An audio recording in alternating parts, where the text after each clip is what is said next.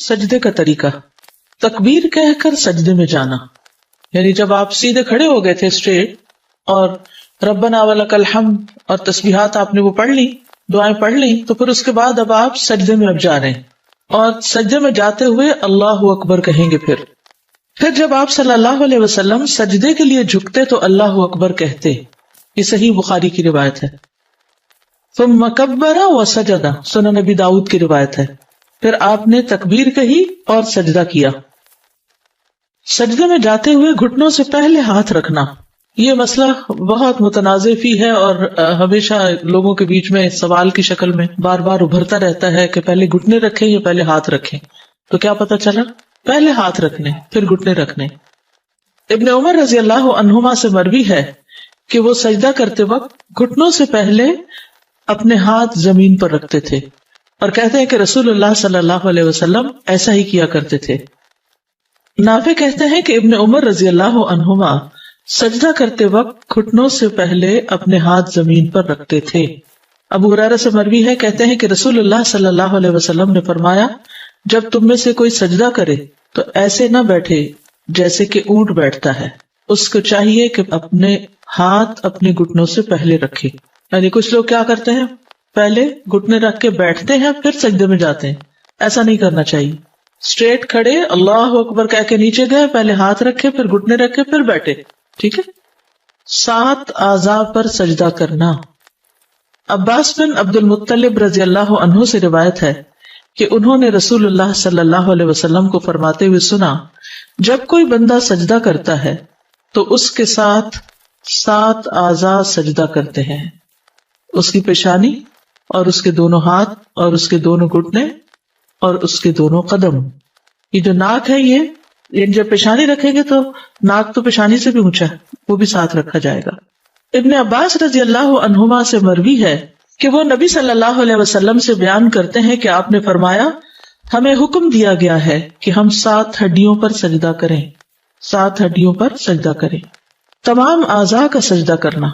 آپ صلی اللہ علیہ وسلم فرماتے تھے، اپنے بازوؤں کو درندے کے پھیلانے کی طرح زمین پر نہ پھیلاؤ جیسے شیر چیتا وغیرہ بیٹھتا ہے، اور تم اپنی ہتھیلیوں پر ٹیک لگاؤ، ہتھیلیاں یعنی ہاتھ، اور اپنی بغلوں کو دور رکھو، یعنی ساتھ چمٹ کے نہیں رکھو۔ پھر جب تم ایسا کرو گے تو تمہارا ہر عضو تمہارے ساتھ سجدہ کرے گا، ورنہ کیا ہے، کچھ عضو ریسٹنگ پوزیشن میں آ جاتے ہیں اور کچھ سجدہ کر رہے ہوتے ہیں۔ تو جب انسان ہتھیلیوں پر اپنا پورا وزن ڈالتا ہے تو پھر سارے کا سارا جسم ایک طرح سے سجدے میں ہوتا ہے، ادھر سے گھٹنے لگے ہوئے ہیں، ادھر سے پاؤں لگے، ادھر سے سر لگا ہوا، ادھر سے ہتھیلیاں، اور اگر آپ کونیاں زمین پہ ٹکا دیتے ہیں تو کیا ہوتا ہے، آپ آرام کی پوزیشن میں آ جاتے ہیں، آرام ہونے لگتا ہے۔ اور جو شخص 7 اعضاء پر سجدہ نہ کرے اس کا کیا حال ہے؟ بخاری اور مسلم کی روایت ہے، سجدہ کرنے والے کے لیے جائز نہیں کہ وہ 7 اعضاء میں سے کسی بھی چیز کو اٹھائے، کیونکہ نبی صلی اللہ علیہ وسلم نے فرمایا، مجھے 7 ہڈیوں پر سجدہ کرنے کا حکم دیا گیا ہے۔ پیشانی پر اور اپنے ہاتھ سے ناک کی طرف اشارہ کیا، دونوں ہاتھوں، دونوں گھٹنوں اور دونوں پاؤں کی انگلیوں پر۔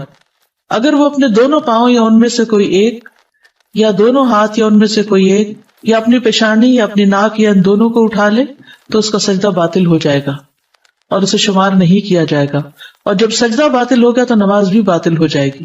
یعنی اگر کوئی شخص صرف ایک ہاتھ رکھتا ہے دوسرا رکھتا ہی نہیں، صرف پیشانی رکھتا ہے ناک رکھتا ہی نہیں، یا صرف ناک رکھتا ہے پیشانی نہیں رکھتا، یا پھر گھٹنے تو رکھے ہوئے کیونکہ اس کے بغیر تو نیچے جا نہیں سکتے، تو گھٹنے اس طرح رکھے کہ پیچھے سے پاؤں اٹھ گئے، تو پاؤں اٹھنے نہیں چاہیے، پاؤں زمین کے ساتھ لگے رہنے چاہیے۔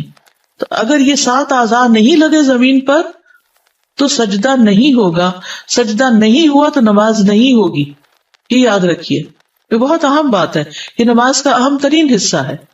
چہرے کو اچھی طرح زمین پر ٹکانا۔ ایک طویل حدیث میں رفاعہ سے روایت ہے کہ نبی صلی اللہ علیہ وسلم نے ایک آدمی سے فرمایا جو نماز پڑھ رہا تھا، اور نبی صلی اللہ علیہ وسلم نے اسے نماز لوٹانے کا حکم دیا اور فرمایا، جب تم سجدہ کرو تو اپنے چہرے اور ہاتھوں کو زمین پر اچھی طرح لگاؤ، یہاں تک کہ تمہاری ہر ہڈی اطمینان کے ساتھ اپنی جگہ پر چلی جائے، ٹھیک ہے، یعنی اچھی طرح ٹک کے کرو سجدہ، جلدی میں نہیں، کیونکہ جو جلدی میں کرتا ہے وہ ایسے ہی جیسے ٹھونگا مار رہا ہو۔ ناک اور پیشانی اچھی طرح زمین پر ٹکانا۔ سنن ترمذی کی روایت ہے، نبی صلی اللہ علیہ وسلم جب سجدہ کرتے تو اپنی ناک اور اپنی پیشانی خوب اچھی طرح زمین پہ جماتے اور اپنے دونوں ہاتھوں کو اپنے دونوں پہلوؤں سے دور رکھتے اور اپنی دونوں ہتھیلیوں کو دونوں کندھوں کے مقابل رکھتے، یعنی دونوں کندھوں کے مقابل آگے، یعنی کہ ایسے باہر کر کے سامنے ہی، یعنی جیسے جہاں کندھے آ رہے ہیں وہیں ہاتھ آ رہے ہیں۔ ابن عباس رضی اللہ عنہما سے روایت ہے کہ آپ صلی اللہ علیہ وسلم نے فرمایا اپنی ناک کو بھی زمین پر رکھ دو تاکہ وہ بھی تمہارے ساتھ سجدہ کرے۔ ناک کو پیشانی کی طرح زمین پر پہنچانا، آپ صلی اللہ علیہ وسلم فرمایا کرتے تھے اس شخص کی نماز نہیں جس نے اپنی ناک کو زمین تک اتنا نہیں پہنچایا جتنا کہ اس کی پیشانی پہنچتی ہے۔ دونوں ہاتھوں کا سجدہ، ابن عمر بیان کرتے ہیں کہ بے شک دونوں ہاتھ بھی سجدہ کرتے ہیں جس طرح چہرہ سجدہ کرتا ہے۔ جب تم میں سے کوئی سجدے میں زمین پر اپنا چہرہ رکھے تو ہاتھ بھی زمین پر رکھے، اور جب چہرہ اٹھائے تو انہیں بھی اٹھا لے۔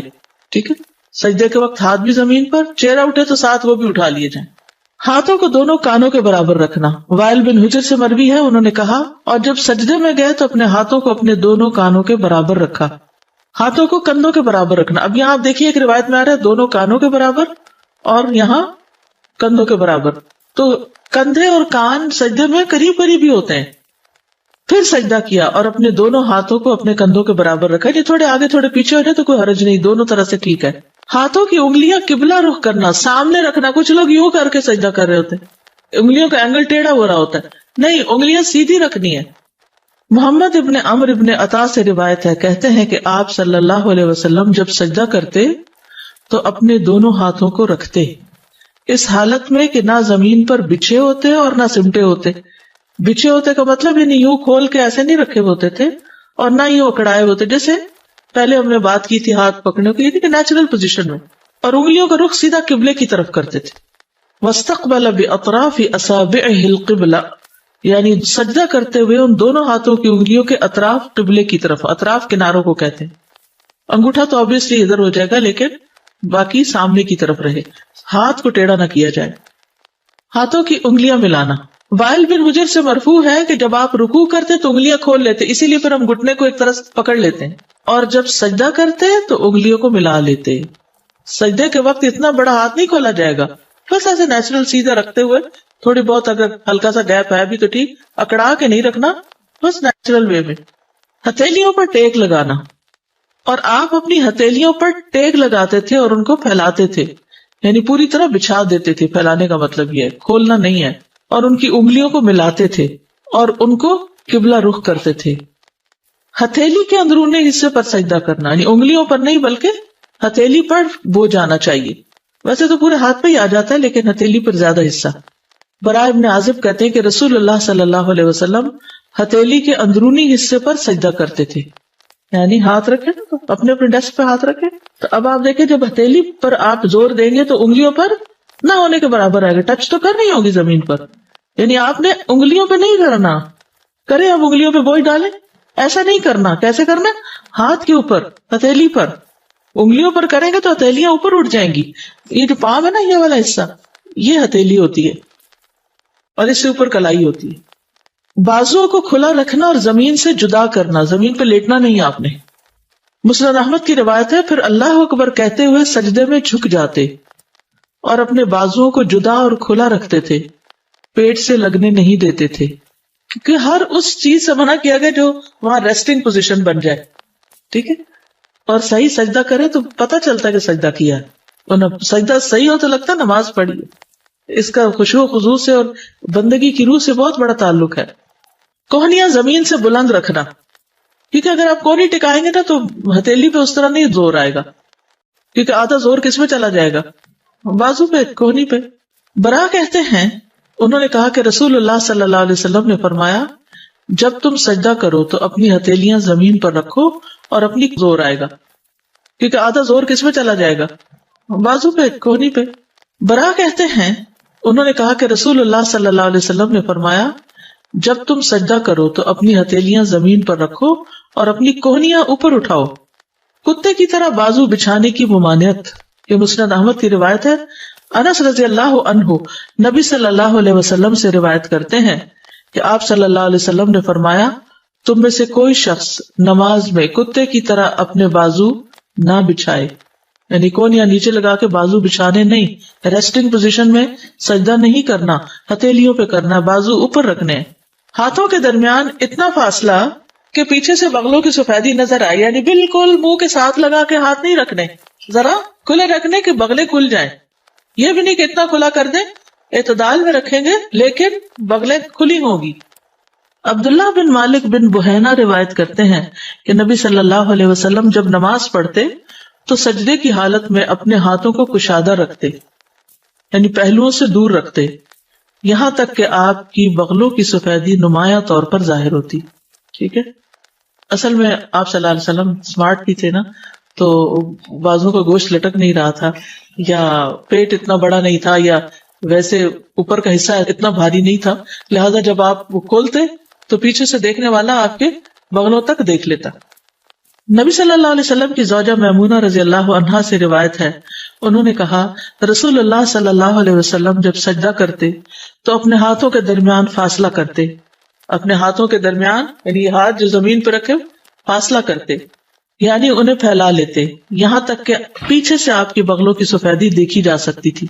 اور جب آپ بیٹھتے تو بائیں ران پر اطمینان سے بیٹھتے. ٹھیک ہے, یعنی جب آپ سجدے سے اٹھ کر بیٹھتے تو کیسے بیٹھتے, بائیں پاؤں کے اوپر. کوہنیوں کو پہلوؤں سے جدا کرنے میں مشقت اٹھانا.